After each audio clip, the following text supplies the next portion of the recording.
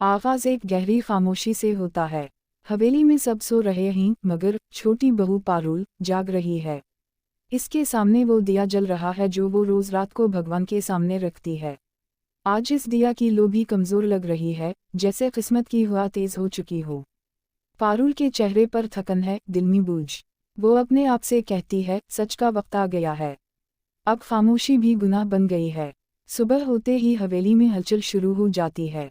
बड़ी बहू किरण हर कोने में मसरूफ है, मगर इसकी नजरें पारुल पर लगी हैं। वो जानती है कि आज कुछ बड़ा होने वाला है। दादा साहब ने सबको हाल में बुलाया है। उनका चेहरा सख्त और आवाज भारी। आज इस घर की इज्जत के बारे में फैसला होगा। जिसने उसे ठेस पहुंचाई वो इस छत के नीचे नहीं रहेगा।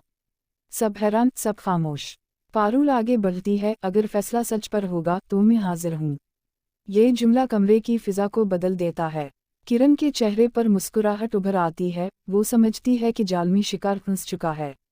विवेक के चेहरे पर पसीना है, मगर वो कुछ नहीं कहता।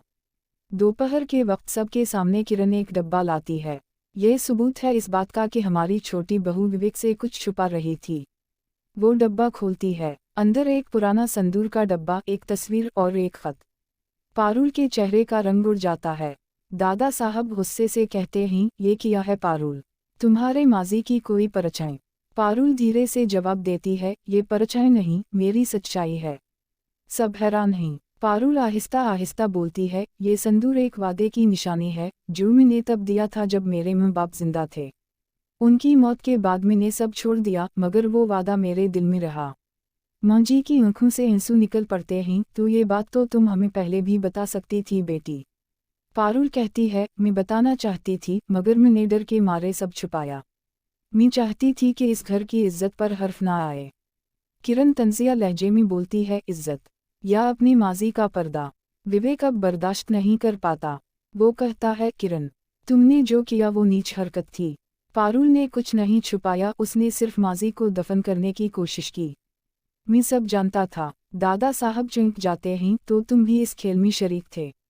विवेक कहता है, ये खेल नहीं था दादाजी, ये एक जख्म की हिफाजत थी। माहौल जज्बात से भर जाता है। पारुल के आंसू अब छप नहीं पाते। वो कहती है, मैंने झूठ नहीं बोला, बस सच को वक्त दिया। मगर अब लगता है कि वक्त ख़त्म हो गया है।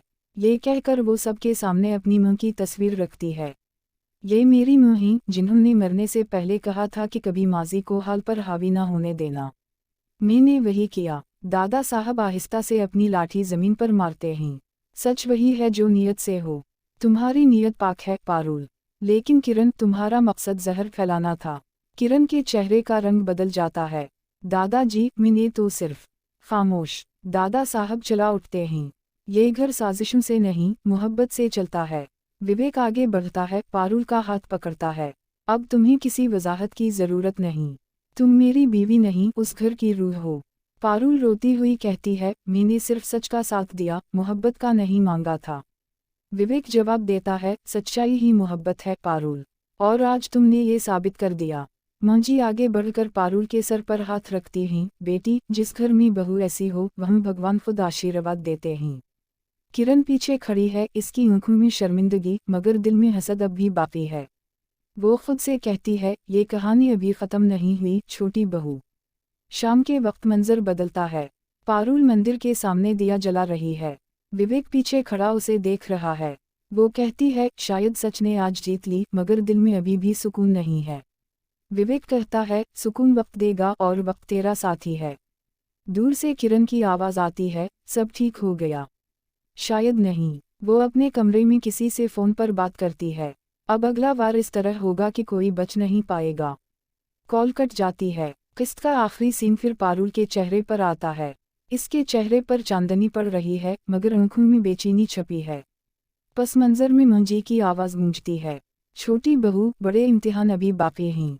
बड़े घर में छोटी बहू का रास्ता कभी आसान नहीं होता। कैमरा आहिस्ता आहिस्ता पीछे हटता है और पस मंजर में विवेक और पारुल का दिया एक साथ जलता दिखाया जाता है। चांदनी आसमान से गिरती है, जैसे भगवान भी दुआ दे रहा हो कि सच्चाई का ये दिया कभी ना बुझे। किस्त खत्म होती है, मगर दिलों में एक सवाल छोड़ जाती है, या अगली किस्त में पारुल की सच्चाई नई मुसीबत लाएगी या उसके लिए नया आगाज।